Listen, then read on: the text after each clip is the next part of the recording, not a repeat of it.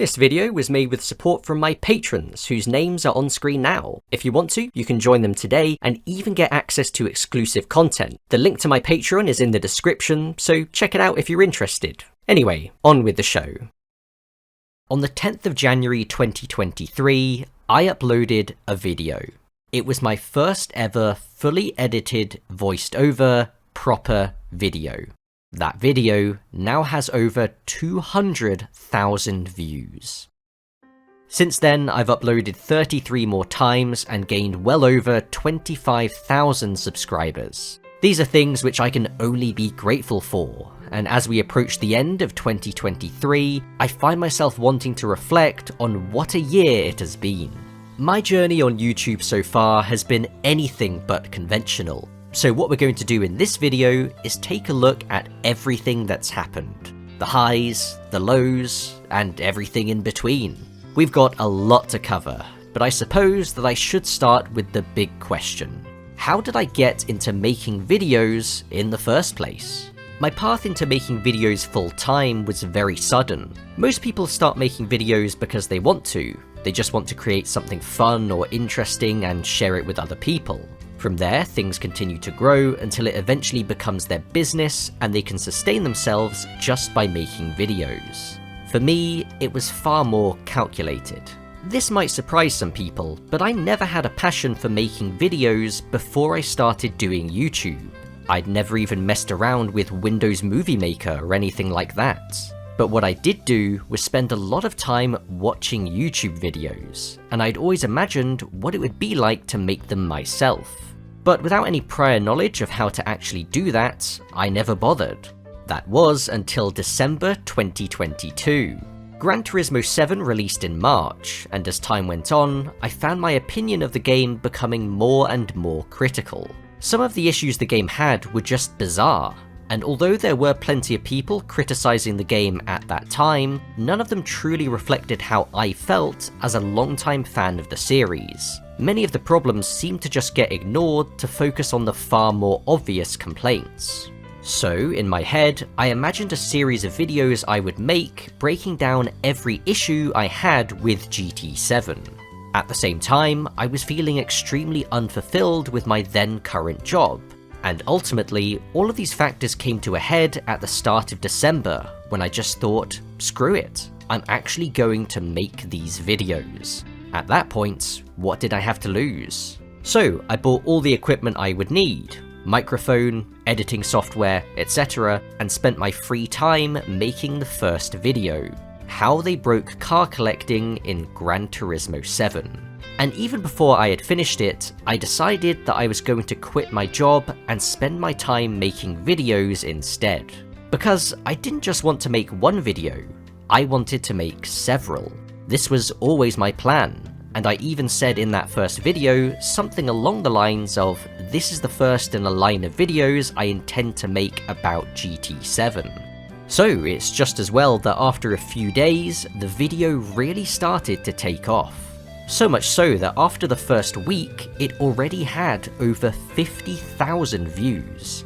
Bear in mind that before I uploaded it, my channel only had 10 subscribers. So I now had this golden opportunity right in front of me. I had a video which got a lot of attention and support, plenty of free time, and a roadmap in my head of more videos I wanted to make. And from there, the rest is history. I've made plenty more videos about things I'm passionate about, and have achieved far more than what I ever thought was possible just 1 year ago. But although I've diversified the type of content I make, my original series of videos criticizing GT7 will always be the ones that defined my channel in 2023. Gran Turismo 7. What more is there to say? At this point, I've said everything I possibly can about my thoughts and feelings on this game, so I'm not going to go over them again. Over the course of my GT Critique series, I covered pretty much everything. Yet, as a viewer, you could still come away from those 3.5 hours of video with questions that I never fully answered. Really, it's one question in particular, which is, if I have so many problems with this game, and in my eyes it fails in so many ways, then why do I still play it? Now, when I get this question in comments, it's often asked in a pretty snarky way. You know, like the game can't possibly be as bad as I make it out to be, because if it were, then I wouldn't still be playing it. But some people are just curious, and I think it's a fair question. So let me set the record straight on this. The classic Gran Turismo formula of having a large and diverse variety of cars, progressing through a large and diverse variety of races, upgrading and tuning your cars as you build a large and diverse collection, is frankly what I live for when it comes to video games. I've said many times that Gran Turismo 3 is my favourite game full stop, because to me it does this style of experience the best. So the point is that I love this type of racing game so much that even when it's done really poorly, even insultingly poorly, I still feel inclined to play it instead of much better games in other genres. There's just something about the car collection / car PG style racing game that appeals to me on an almost fundamental level, and Gran Turismo is the reason for that. And that's just part of the explanation. For all of GT7's many faults, I've always been clear that what this game does well, it does really damn well. If you look at just the individual parts of GT7, like the cars and tracks, upgrades and tuning, the changeable weather system, for the most part, these are all excellent. Certainly far better than the previous games, and pretty much any other current racing game. The issue with GT7 has always been how they make use of these things, or as is often the case, how they don't make use of them. Basically, it's everything outside of these elements that are meant to tie them all together and actually make up the fabric of the game, which are lacking. And the end result, from my point of view, is that despite GT7 obviously being fundamentally very good, there's very little interest, motivation, or long-term attachment due to how it's been structured. The key word is potential. The game has tons of it, but they very rarely seem willing to unlock any. In the rare cases that they do, like with the Spec 2 update, we can see how what are small details in the grand scheme of things can bring players back. It's clear that many people want to love this game and be able to play it every day, but with the current state of it, it just becomes far too monotonous far too quickly. November was one of my most played months ever when it comes to GT7, but now that the shine has worn off, it's back to the usual, as I predicted. I haven't touched the game in weeks. But to record the background footage you're seeing means that I will have to play it, and I'll probably have a good time just driving my favourite cars. This is the dichotomy of GT7.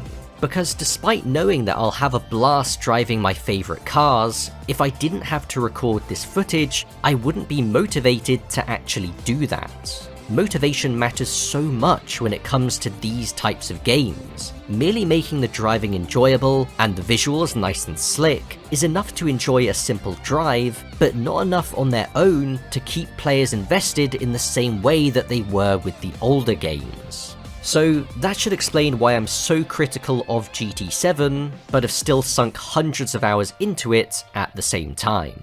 I must admit that even now I don't fully understand what they're trying to do with this game. It's not like GT Sport, where it's clear that the online is the focus and the single player is just secondary, since the emphasis has always been placed on the single player content. Either way, I'm just resigned to accepting that GT7, and most likely any future GT games, will never match what I envisage as possible for this franchise. All I can do is enjoy them as best I can. Anyway, despite my grievances with this game, there is one thing that can't be denied. Much like GT3, GT7 is responsible for changing my life in some way. With GT3, this was how it got me interested in cars and racing, which are two of my biggest passions in life. With GT7, this was how it got me into content creation. It's no exaggeration to say that if GT7 was good, or even just passable, I wouldn't have had the impetus to make videos in the first place. It was only because I found it so egregiously bad in many ways that it lit a fire under me and I needed an outlet to get all of my thoughts off my chest. It's really that simple. Despite my content moving away from hypercritical video essays like these to a more retrospective storytelling style, I really don't think I would have gotten such a breakout start if it weren't for GT7 being the way that it is. It's true that GT7 was my original motivation, but I always knew that wouldn't last forever. So, we've covered how I got into making videos in the first place with my series on GT7, but what about after that? I was always aware of how easy it is to become a one-trick pony, someone who finds success making one type of video and then keeps doing that over and over and over again. This was something I had to deal with when making GT Critique. After the first 4 episodes of that series, I debated whether to end it there and move on to other things, or to finish the series as I'd always intended. After a small break, I decided to finish it, and despite the claims from some people that I was just milking the hate for GT7, I think this was the best decision. When you don't really make any other type of content, I think people believe that this is all you can do. But I always wanted to branch out and do other things. It was a tough call to keep going, because I could see that people were losing interest. Every video in that series, with the exception of the finale, performed worse than the ones before it. And as soon as I finished and moved on to other videos, I instantly found way more success, as I always thought was possible. The main reason I stuck with it was so that I could make one final complete video containing the entire series, and as I'll explain later, I think that was a good idea. But when it came to the other style of content I wanted to make, this mostly came from a realization. Despite cars, racing games, and real racing being my biggest interests, none of my favourite content creators really covered those things. The fact is that I would rather spend hours watching videos from those creators on topics that I only have a mild to decent interest in, instead of content about what I really enjoy. And to me, that represented an opportunity. Because something that matters a lot more than what people often realise is how you present your content. Now, this is no slight against other creators in the racing game space, but I just think that the video essay format is severely underutilised when it comes to racing games, or just automotive content in general. And seeing as I have a massive wealth of knowledge on Gran Turismo in particular, why not combine these two things to create videos that nobody else is making? Because when I talk about meme cars in Gran Turismo, the standard cars from GT5 and 6, or rally racing throughout the series, it's all storytelling. One of my goals is how can I make this interesting even if you don't have that much interest in what the video is even about. I do sometimes get comments from people saying that they don't play Gran Turismo or even like cars that much, but they still enjoy my videos. And frankly, seeing that just makes my day. This is why I make videos, not to just do what other people are doing but slightly different, but to create videos that are unique to me, yet can be enjoyed by almost anyone. Even still, I don't shy away from diving into the details. I want my videos to be as comprehensive as they can be. A great example of this is with my video on the GT7 Spec 2 update. So, if you're making a video about a hot topic like a new update, here's what you should do. First, make a video as soon as physically possible with your first thoughts and impressions. Then, over the next few days, make multiple videos about specific things within that update. What you shouldn't do is spend a whole week to make one comprehensive video about that update, because that requires the most effort with the least amount of reward. And guess who did exactly that? The funny thing is though, because everyone knows that the first method is far more lucrative, I can say with almost complete confidence that I have the single best video about the Spec 2 update. The one that is the most complete, the best edited, and the best written, simply because I just made it like I do with any of my other videos, and didn't concern myself with trying to release it as quickly as possible, or cut it up into smaller videos for maximum profit. And I guess this all comes down to my mindset, which is that I don't want my videos to simply be relevant for just a week and then forgotten by everyone. What I want to do is make videos that I can look back on in 5, 10 years and still be proud of.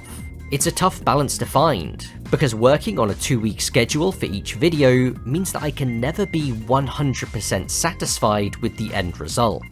This is the difficulty with trying to be totally comprehensive. With each video, there will almost always be something I missed out. Usually it's not something major, but had I known, I would have included it. The same is true when it comes to errors. Sadly, I am only human, and a couple of mistakes have crept into my videos, so I might as well correct them now. One I remember is from the meme car video, when I joked about the Suzuki Cappuccino never being used in a coffee break mission. Whilst this is true in GT4 and GT6, I actually forgot that coffee breaks were introduced in GT4 Prologue. And wouldn't you know it, coffee break number 4 in that game uses a cappuccino. Another error is in my standard car retrospective when I mentioned that Gran Turismo HD Concept featured an interior view. This isn't true. The interiors are more detailed than they were on the PS2, but still not detailed enough for there to be an interior view. That would have to wait until GT5 Prologue. I'm sure there have been some other smaller errors, but those are the ones I remember. Ultimately, I would love to be in a position where I could spend months working on one single video, but as a small content creator, that just isn't possible. In total, I have published 34 videos on my channel this year, but which ones stand out the most to me? Well, first, let's look at the one with the most views. So the video with the most views on my channel is How I Lost Faith in My Favourite Game, with over 580,000 views at the time of writing. This was an interesting one, because as I said, I had always wanted to create one final video compiling the entire GT Critique series into one. And this was that video. Initially it started off fairly slow, but it just kept growing and growing, and even now it still gets a couple of thousand views every day. I think the format of one massive 3.5 hour video essay really worked to its favour, as people can watch it over several days or even weeks. Also, in case people didn't realise, the ending credits in that video are a direct homage to the original Japanese credits of Gran Turismo 1. To be honest though, this isn't really a fair comparison to my other videos, because it's not just one video, it's 7 videos in one. So if we discount it, my most viewed video is actually why your favourite racing games don't have your favourite cars, with about 418,000 views. For a while, this looked like it would be the outright number 1, until the GT Critique video had a surge later in the year. This was one of those videos where you get the idea for it, and at the same time, the title and thumbnail just come to you. It almost feels like I didn't even come up with it myself. It's just bizarre. Either way, it was a great video. I think the premise is something that a lot of people would have wondered about, and as I researched more, it just kept getting more interesting. Also, the fact that it had wider appeal, given that I was talking about multiple different franchises, seemed to help the performance. This video took off like nothing else. 64,000 views in the first day, over 100,000 views in the first 3 days. These are numbers which none of my other videos have even come close to. And with the bonus that I predicted the return of the 3 brands missing from Forza, so that was pretty cool. Next, I want to talk about the most underrated video of this year. Again, this is very simple. It's the video which I think deserved more views than it actually got. An honourable mention to my GT7 behind the scenes video. Check it out if you haven't already, it's not what you might be expecting. It ended up demonetized for pretty obvious reasons, which I think really hurt its performance. But shorter videos have never really done well on my channel anyway. But in my mind, there is only one video that I would consider as the most underrated, and that is Gran Turismo My Version, aka the video where I designed my own Gran Turismo style game. Yeah, this one was always a bit of a risk since it was so different to my other videos, so the fact that it sits at just under 40,000 views isn't too surprising. but I had a lot of fun making it, and I think that comes through in the video itself. So if you're someone who is frustrated by GT7, or just bored with modern racing games in general, I'd recommend checking that one out and letting me know what you think. Also, I would encourage people to try and come up with their own racing game blueprint like I did, and see what you can do. There are so many ideas to explore here, the possibilities are really endless. One upside of that video was that I had a sponsor, NordVPN. Now, they're not sponsoring this video, but I just wanted to shout them out again because I do feel bad that the video didn't perform as well as they expected, so they didn't get much from it. If you're interested in NordVPN, then make sure to use my link, nordvpn.com/rufflewaffle, for a 2-year plan with an extra 4 months for free. Anyway, that's enough shilling. Time to get on with the final video I want to talk about in this segment, which is the best video of the year. This is simply my personal favourite video which I uploaded in 2023. There's honestly quite a few options here, but the one which I choose as my favourite has to be the tragic story of Super GT's most dominant champion. Yes, the final video of the year, excluding this one, is what comes out on top for me.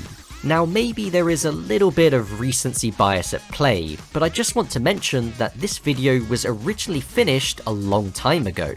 What happened is that it was delayed twice. First, due to the GT7 Spec 2 update, and needing to release that when it was still relevant, and the second time due to accidentally deleting some of the footage and having to re-edit a good chunk of the video. But it finally came out a couple of weeks ago, and I couldn't be happier with it. Without spoiling anything, it is an incredible story, and I feel like I managed to do it justice with how I presented it. As I'm recording this, it has only just come out, so I can't really talk about the long-term performance of the video, but the comments I've received from those who did watch it makes it clear that many people really enjoyed it. It is only the second real-life motorsport video I've made after the J-Lock Diablo one from September, but I think it really ticks all of the boxes. A forgotten story? Yep. Emotional hook? You bet. And it features cars that pretty much everyone is familiar with. It's a near enough perfect storyline, but I can't take credit for that, obviously. So those are the videos that stick out as the most memorable ones to me, but what do you guys think? Which of my videos this year was your personal favourite? Let me know in the comments below. Of course, none of what I've achieved this year would have been possible without you guys watching my videos and supporting me, and for that, I can only say thank you. I care what people think about my videos, which is why I read every single comment that I get, and I appreciate those who enjoy what I do, but also those who give me feedback, because all of that helps me to make even better videos in the future. Partway through the year, I started a Patreon where people can support me directly. These are the names which you can see at the start of every video, in fact. And what I've been doing every month is to host Q&As over on Patreon for my Amateur League supporters. But, as this is the special end of year video, I thought that it would be cool to answer their questions from December in this video for everyone to see.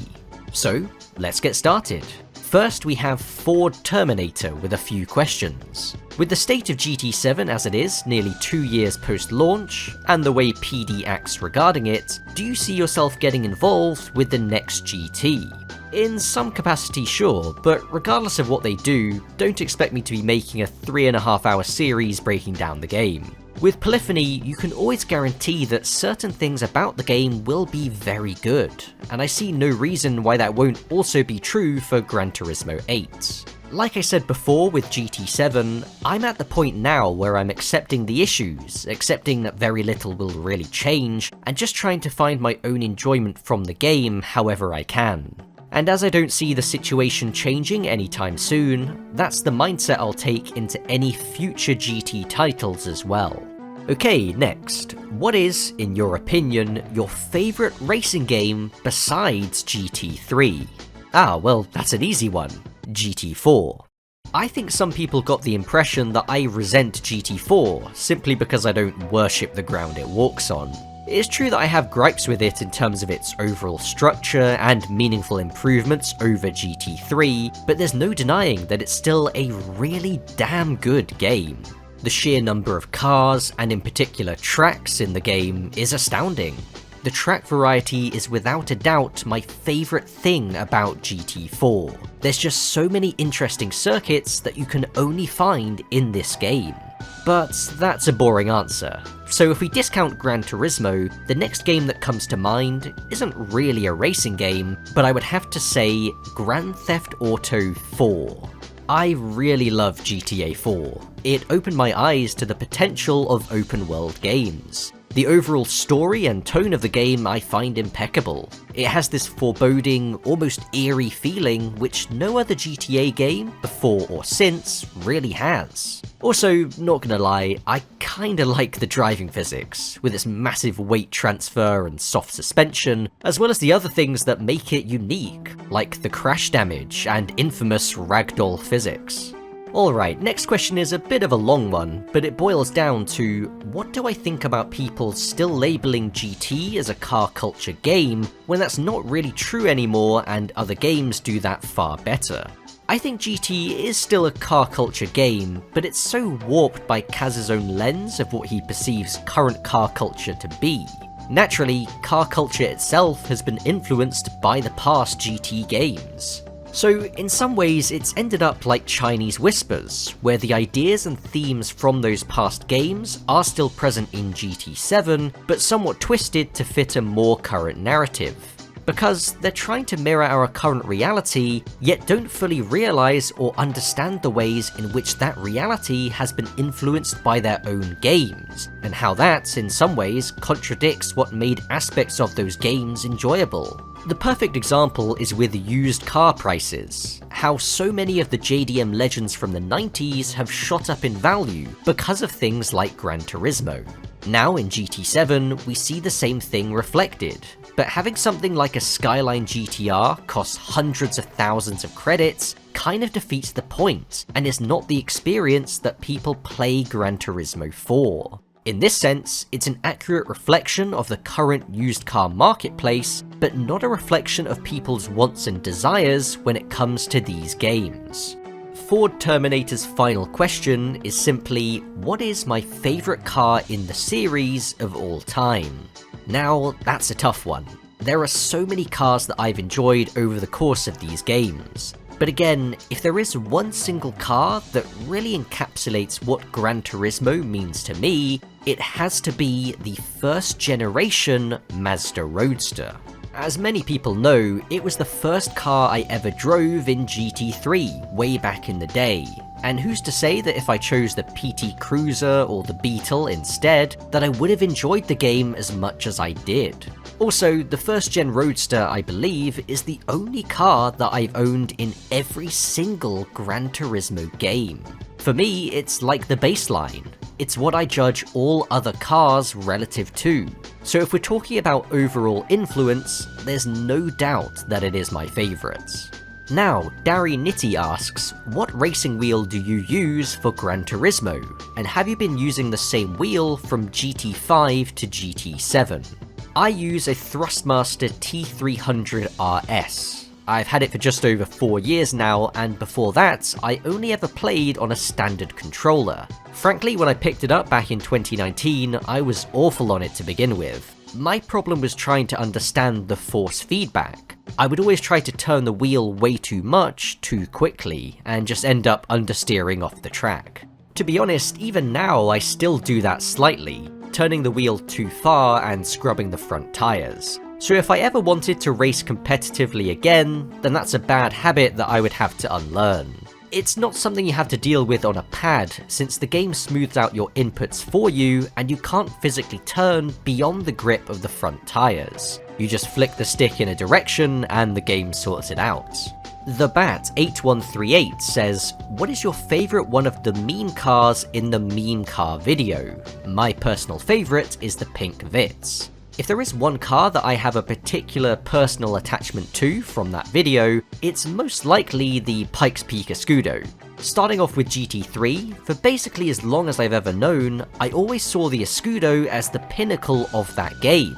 It just looked like nothing else, and drove like nothing else either. I distinctly remember grinding a ton of races and eventually being able to buy it, and just thinking, yeah, I've finally done it. It felt pretty surreal to actually own it. It just seemed so out of reach when I was younger for whatever reason. And then knowing about the wheelie glitch just made that experience even sweeter.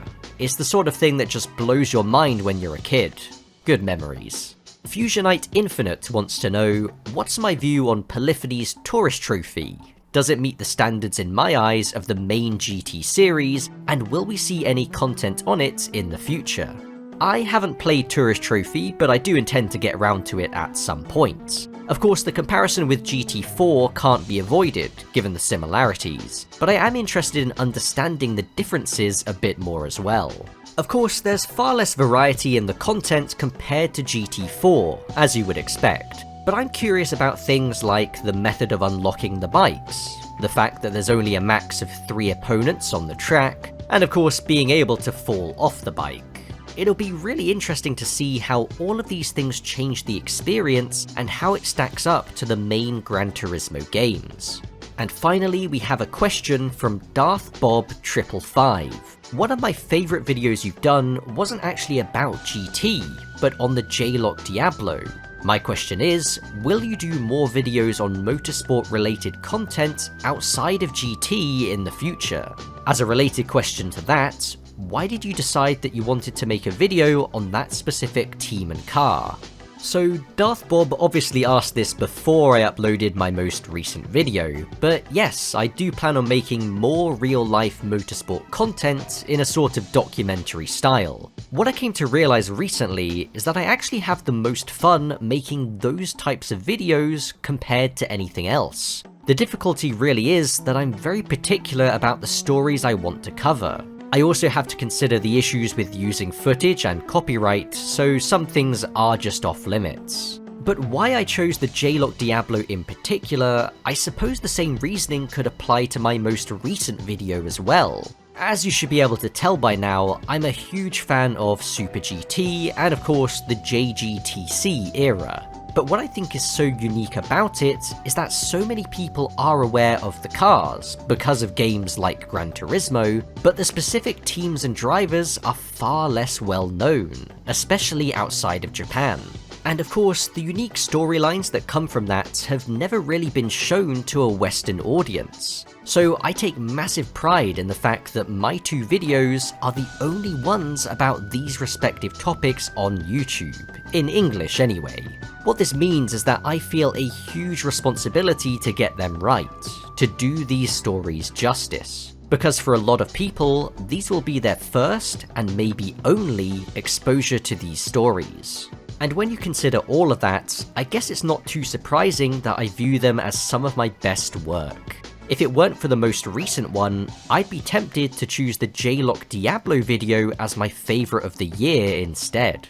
So, that rounds off the Patreon Q&A. Again, a massive thanks to my patrons for their continued support, and if you have any questions you want to ask me directly, then you know where to go. patreon.com/rufflewaffle. Well, that's a wrap. 2023 has certainly been a year.